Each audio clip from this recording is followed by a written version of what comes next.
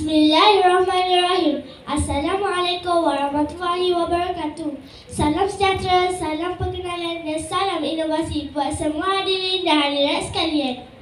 Alhamdulillah, pada pagi yang indah ini, kami bersama-sama dapat memeriahkan pertandingan projek inovasi dan pelantikan SYCC 2022.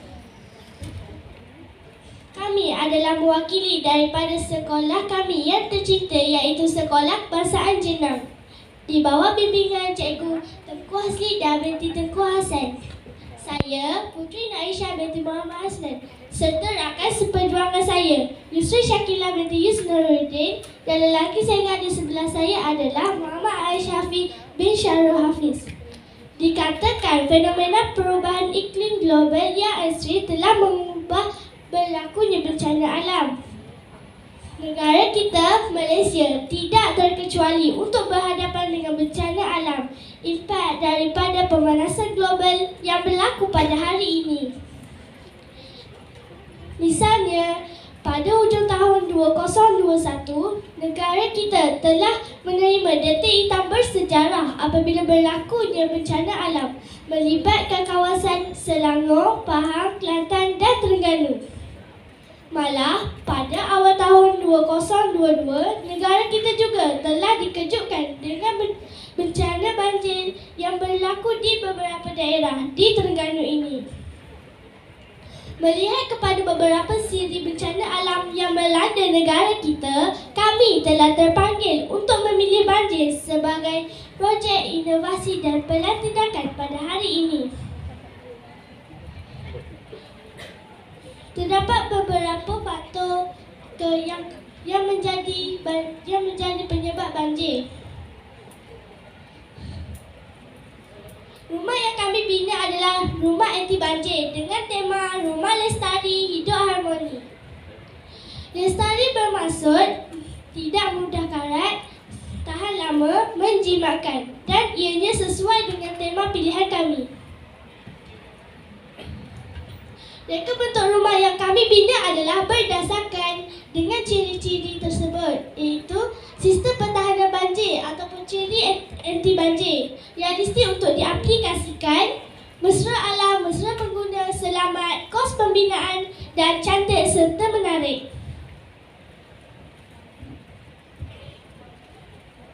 Bagi memastikan rumah lestari kami rumah anti banjir, terdapat beberapa sistem pertahanan yang mampu menangani apabila banjir berlaku.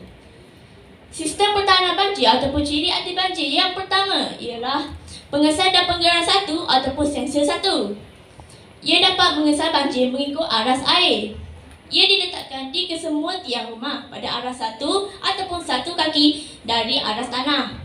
Bunyi amaran satu akan dikeluarkan apabila sensor ditenggelami air.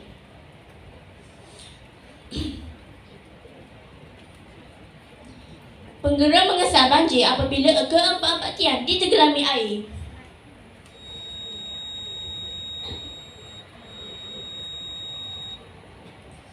Sistem pertahanan banjir ataupun ciri anti banjir yang kedua ialah pengesan dua ataupun sensor dua. Ia juga diletakkan di kesemua tiang pada aras dua ataupun satu kaki dari sebelum atas rantai. Bunyi amaran 2 akan dikeluarkan apabila kesemua tiang ditenggelami air. Semua lubang pemudaran lantai akan tertutup apabila sensor 2 ditenggelami air. Semua lubang tertutup secara automatik. Lubang tandas dan kubahan menjadi satu ala ataupun satu aliran sahaja, di mana injak kecemasan diaktifkan. Sistem pertahanan banjir ataupun ciri anti banjir yang ketiga ialah pintu dan tingkap kedap air dan tahan tekanan. Pintu dan tingkap yang dibina mempunyai ciri kedap air, iaitu ciri-ciri yang ada pada kapal selam. Cerminnya pula adalah tahan tekanan dan tidak mudah pecah. Ia melambat kemasukan dan kenaikan paras air ke dalam rumah. Sistem pertahanan banjir ataupun ciri anti banjir yang keempat ialah bilik bencana. Bilik bahagian atas dijadikan bilik bencana ketika banjir berlaku. Ia menjadi tempat berkumpul sebelum ke struktur tambahan ataupun annex yang boleh terapung sekiranya banjir teruk berlaku. Yang kelima ataupun ciri-ciri yang paling istimewa dalam rumah lestari kami adalah sebahagian rumah boleh diapungkan. Struktur tambahan yang boleh digunakan sebagai penyelamat ketika banjir besar. Struktur yang dibina daripada fiberglass dan terapun mengikut baras air ketika banjir. Tiang teleskopi yang digunakan membolehkan ia dinaikkan dan terapun 2 hingga 3 meter dari arah sedia ada.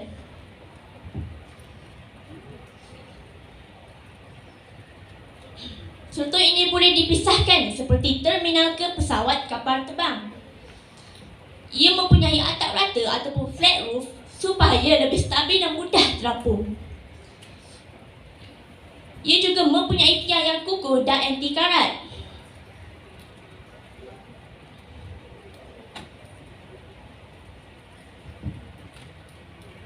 Rumah kami juga mesra alam kerana mempunyai ciri-ciri ini. Yang pertama ialah rumah kami mempunyai pengudaraan yang baik. Rumah kami mempunyai bumbung yang berlapis 2, malah terdapat juga kipas pengudaraan yang ada pada setiap rumah. Yang kedua ialah tingkap cermin. Cermin luksina yang membenarkan cahaya memasuki ke rumah kami. Yang ketiga ialah panel solar. Ia dapat mengurangkan pengantungan tenaga elektrik konvensional.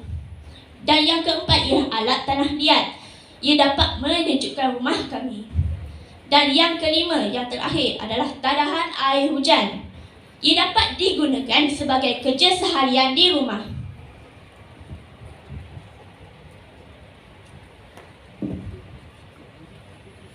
Selain daripada mesra alam, rumah kami juga mesra pengguna kerana rekaan sesuai dengan warga emas dan orang tua walau struktur binaan rumah adalah tinggi.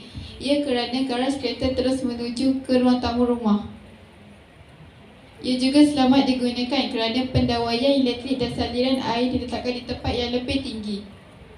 Dan juga binaan tiang rumah kukuh dan tahan hanyut. Kos pembinaan pula mampu dibina dengan kos yang tidak terlalu tinggi dan munasabah. Ia juga cantik dan menarik kerana berkonsepkan minimalis dengan gabungan model tradisional. Pelan tindakan dan pengurusan bencana banjir. Pelan tindakan dan pengurusan bencana banjir sangat penting untuk dijadikan rujukan dan persediaan menghadapi bencana.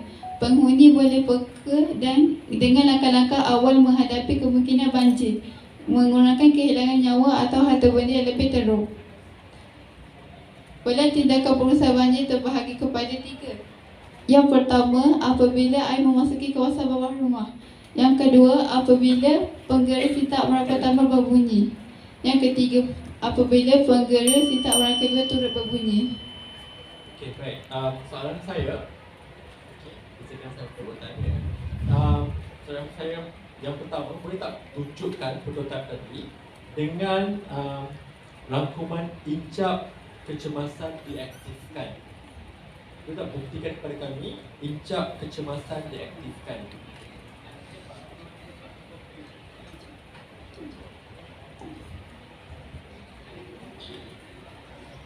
Injap kecemasan diaktifkan apabila air apabila sensor 2 sudah ditegelami air. Okay, boleh buktikan tak? Maksudnya sensor 2 tu dibunyikan ke sebagai tanda dia berfungsi? Okey, sensor 2 ini akan dibunyi apabila paras air telah dia telah ditegelami oleh air. Yang tu bunyi untuk incap kecemasan tak? Ya tuan. Okey, terima kasih. Sama-sama.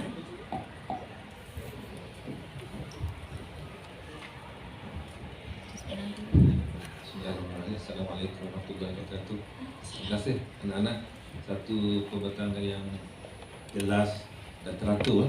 Dan saya fahamlah apa nak buat sebenarnya. Bagus, Tanya. Satu je saya nak tanya. Tadi anak-anak ada kata kos binaannya munasabah. Berapa agak harga tu?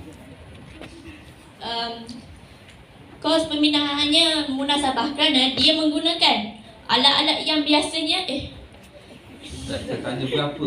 Kata 30,000 ke berapa harga? harga-harganya dalam 1,000 lebih gitu. Kerana 1,000. Okey, tak apa.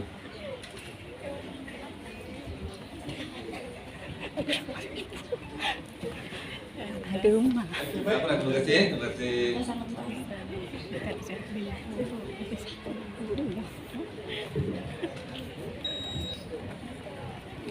Baiklah, terima kasih kepada kumpulan peserta dari SK Jenang di atas pembentangan yang begitu menarik sekali itu tadi.